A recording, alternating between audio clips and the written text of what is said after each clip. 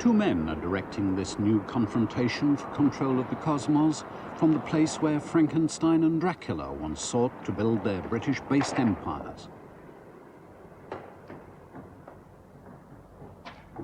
Gerry Anderson is a veteran at frustrating ingenious villains. Christopher Burr, his partner, is a recent ally. But what inspired Anderson's return to puppetry after a break of 15 years? I think probably I realized that years ago I was somewhat ungrateful about the other shows, and having seen their success and having realized how different it is to make a puppet show from a live-action show, I think I really felt quite grateful to be returning to this particular form of filmmaking. When and how did you develop an interest in puppetry in general? Well, this is a question that's been put to me many times, so I'll give you the short answer. As a young man, I formed a film company, and we were on the point of bankruptcy when somebody came along and said, would you make a series of puppet films? I mean, had they have said, would you have made documentaries, we would have given the same answer. So I sort of fell into it, really. Who or what would you nominate as the main influence on your subsequent work? Well, without wishing to be she, I had the privilege of working with a very famous old-time movie director, Lewis Milestone, for about 3 months in the cutting rooms at Shepperton Studios. And there were one or two things that I remember him saying to me. One was that, you know, it's quite impossible to please everyone when you're making a film, so at least please yourself. And I think that probably is the best bit of advice I've ever had. That policy paid off. His adventures have brought Anderson far since he started out with budgets of £540 a show. Silence! How dare you speak to me like that? You, a mere human being. Human? But aren't you? No, I am not. My people were once the slaves of humans on our planet. We were their robots. But soon our intellect was greater than that of our creators. So we destroyed them. Your android? Yes, we are androids in the mold of our creators. Based on the oldest and wisest. That is why we are so beautiful. That beginning to the battle of wits and wills between Tiger Ninetstein and his nemesis Zelda is a far cry from Anderson's first puppet films, about the now-forgotten Twizzle. I have to look back and be grateful because it started me on this very successful road. But of course, at the time, I really hated every minute of it. Paper mache puppets, thick wires, operating in front of painted backings. It was rather like being on the end of the beach. On the end of the pier, I should say. Mike Mercury of Supercar, the original Steve Zodiac, Captain Scarlet and Troy Tempest, all found a wider fame. They were, in the opinion of one pundit, cast in the mold of heroes like Flash Gordon and Crash Corrigan, not to mention Batman and Superman, from the Saturday morning matinee film series of the 30s and 40s.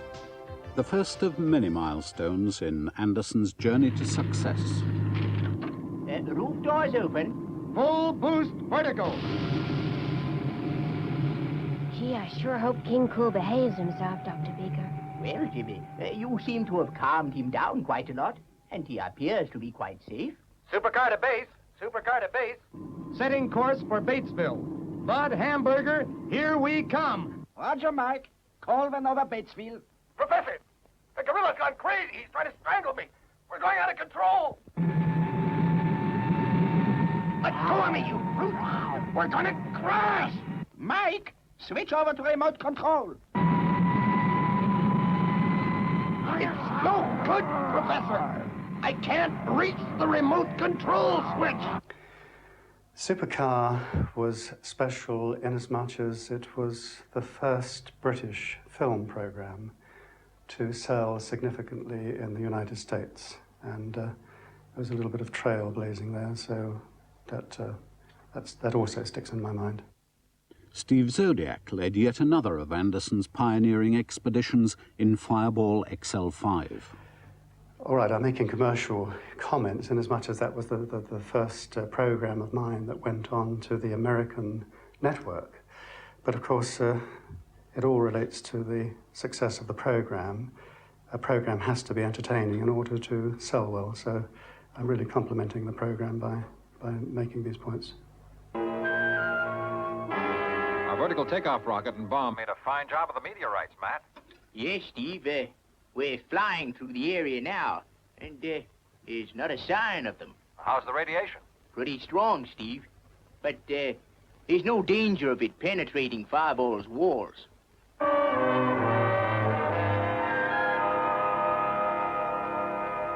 We're in orbit around Rajiska now, Steve. Thanks, Matt. Robertson, Central Control. Roger, Steve. Stand by to detach nose cone. And keep in touch, Steve.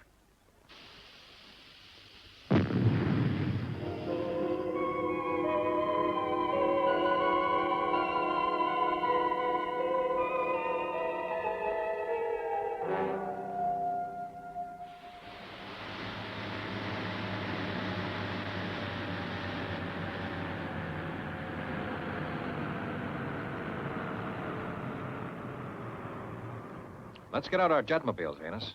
We've got to locate that ray. One paper pundit declared that while Stingray couldn't be called high drama, it was a pleasure to watch.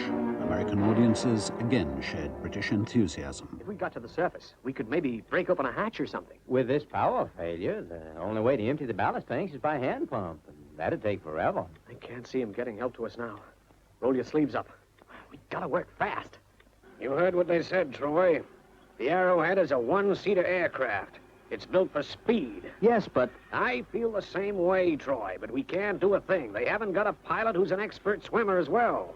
No other plane can get there in time. If you just let me say something, Commander, don't forget, I am an expert swimmer. But an Arrowhead jet, Troy. You couldn't fly that. Look, I did flying in my training program. I may not be an expert, but give me a chance. And those in Stingray. Prepare for immediate takeoff.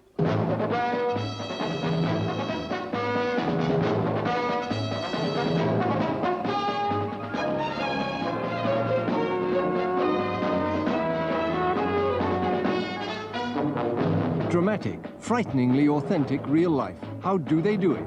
Asked the Daily Mail's reviewer.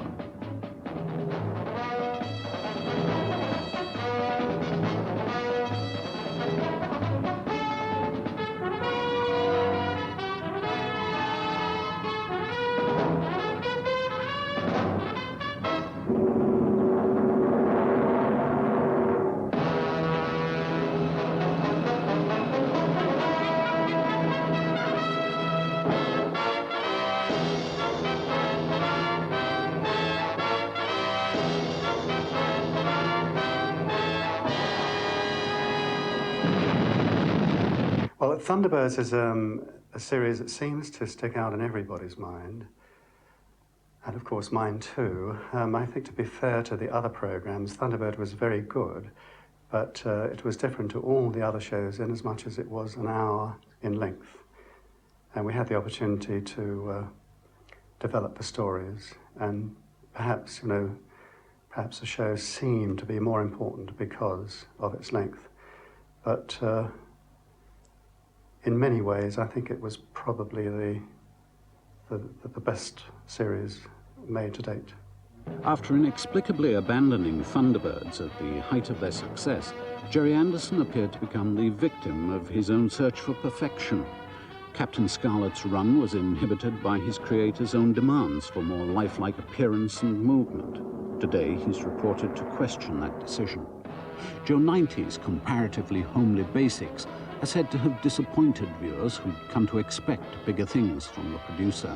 In 1968, Anderson abandoned his puppets and set out to realize a long-held ambition to make live-action films. I had been making puppet films for years on the basis that if I did them well enough, somebody might give me a break to make some live-action films, and that was really what I wanted to do. And of course, as I improved the puppet film, I was asked to do more and more. And so when it was nothing really that prompted me to go onto live-action films at a particular moment. I had always wanted to do this, and I had been working towards that end for years. Reaction to Anderson's somewhat mystifying feature film called Doppelganger was lukewarm. Response to Space 1999, his science fiction series for television, was something else again. A writer in the Financial Times expressed belief that visually, the quality of ITV's Space 1999 series approaches and sometimes even reaches the standard of 2001, which is saying a great deal.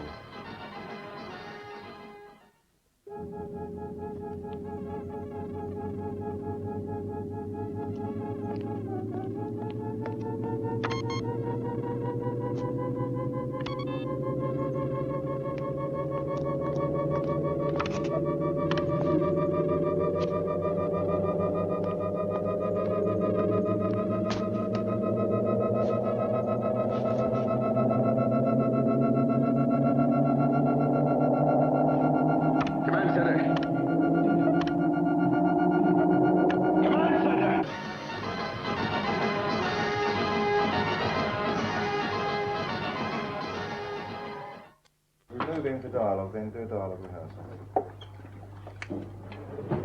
And dialogue? Going into Martian orbit, 5-8 miles from surface. We will be directly over Zelda's complex in 18 minutes. Is the MEV ready to go down? It's ready. All right. We've got our battle plan. Remember, Space Hawks outgunned here by 5 to 1.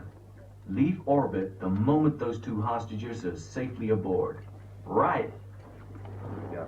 Okay, Jane, you know that the end has got to be 2. The Terrahawks are ready, but only after months of planning and preparation by a team of specialists led by Christopher Burr and Gerry Anderson. Initially, one produces the format, the basic idea. And at that stage, I think it would be quite wrong to claim that everything is worked out in detail. The principles are there. Certainly the basic craft are designed, and the basic characters are in the format. But of course, they develop as the series goes into production, and as we go into each phase of the series. It's really evolution. And how detailed is the brief that is given to you by Gerry Anderson? Well, it was a little bit vague at the time, because I don't think that they got a script going, but they knew that the sort of characters that they were wanting, such as an older hero, which turned out to be Ninetstein, a beautiful English girl, which turned out to be Mary Falkender, and a beautiful coloured girl, which was Kate Kestrel, and so on, you know, so forth through the other characters. We had to get out some plasticine heads, take them over for them to be seen, and, well, it wasn't a sort of a tremendous brief, in fact. What are the problems inherent in working with puppets?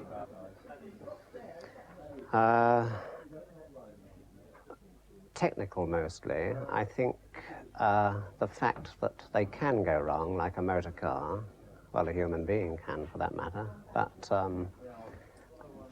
technical problems, occasionally something goes wrong with the puppet, which has to be mended, and we have a little workshop ready and waiting. I think in the main it's that kind of problem. Will you outline briefly the evolution of this new style of puppet? It's much different to the early characters with which you worked. Yes. Well, the others were marionettes anyway, and they were much more remote. The fact that we've got our hands up inside these characters, I mean, my hand is inside the face at the moment, you know, you could do much more with it, whereas a marionette at the end of 6-foot strings you are to a certain extent quite sort of remote from it. I think that these are much better because you get a much direct sort of action. You could get a scuffle. They're more earthy. They've definitely got much more character. With the marionettes, they're swung about quite a lot. You sort of turn their heads. It's direct.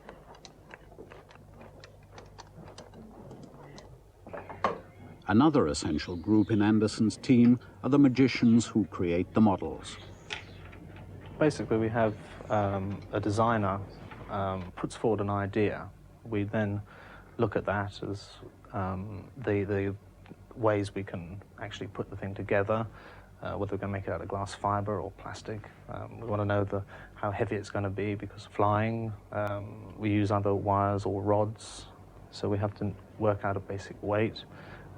We have also to worry about the land vehicles, for example. If I can show you here, we have the land vehicle needs, the larger scale land vehicles have to be radio controlled in front of the camera. The smaller ones we will push along or pull along. The larger ones for the action shots we radio control. We can use a basic standard available kit like this fella here, which is for one of our tracked vehicles.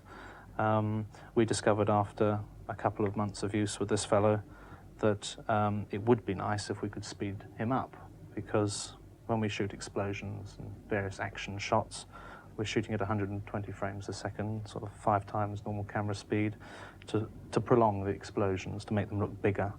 And obviously, if something is shot at 5 times the speed, when it's played back 5 times slower, anything that's traveling appears to be traveling a lot slower, you see. So we have come up with the idea that we can convert this kit from a single motor drive and 2 clutches to hopefully a superior model, in as much as we can take out that single motor which we had originally in the back here. We do away with the 2 clutches and we can put 2 drive motors through another small gearing onto the gearbox. This will enable us to spin the model with more control and also improve on the speed of the craft as it goes along through the sand or whatever surface we're running it on. So basically the answer is a designer will come up with the original shape of the craft. We will then embellish it with whatever we have available. Again, we make use of the plastic kits for dressing and things. So the basic look of the craft is what the designer originally intended, but it's been certainly well seen to by us afterwards to make sure that it runs properly or it flies properly. But I'm sure that you can't walk into any toy shop or modeling shop and buy something sophisticated as that over there. Well, we can in fact buy this one in question, the tank kit. We can in fact buy something like that from a supplier. We would find out its shortcomings as a toy, and we would strengthen its weak points. So various things like its power supply would be increased so that we can use a heavier battery on it so it lasts longer. We can increase the output of the gearbox by putting larger motors on it. We can use a better radio than the one... So that they have a lot of play value. It's very important that the characters in the program are marketable, because it helps make the show popular. And also, of course, it enables us to spend more on the program, which, of course, is important if we're going to make a very good show. Apart from what one might call the usual merchandising plans that you have for the series, you even have one of your characters already on the verge of signing a recording contract to a recording company that just happens to be and Burr Records. Yes, it's a strange coincidence, but Kate Kestrel, portrayed in the flesh by a very talented young lady called Moya Griffiths, who's a new find, completely inexperienced, has a marvellous voice, and strangely enough, looks very much like Kate Kestrel. And we'll have the unique opportunity to present Kate on screen in the series, and also the real live Kate Kestrel singing and dancing and doing acrobatics, singing the songs of Kate. And in the series, of course, she's also an international singing star, so that she escapes to Terrahawks when the alarm bells ring, and is in fact a singing star in her own right.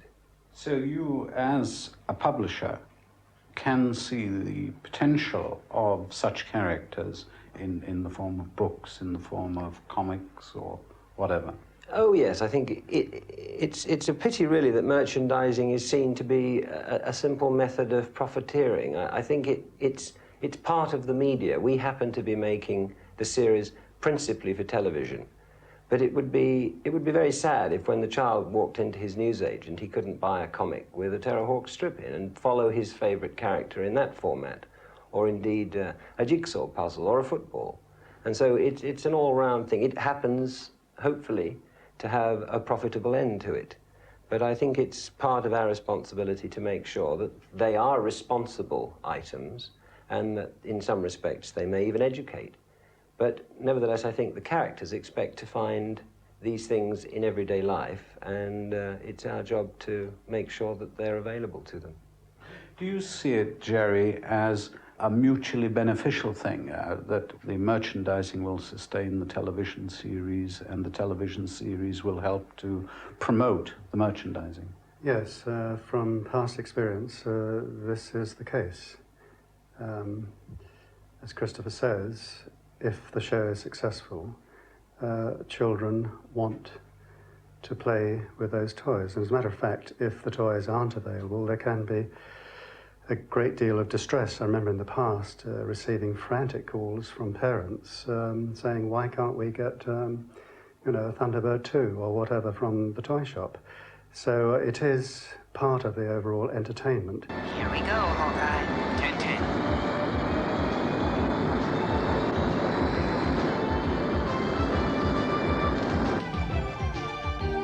Don't leave it too late, Katie. It's never too late, Todd.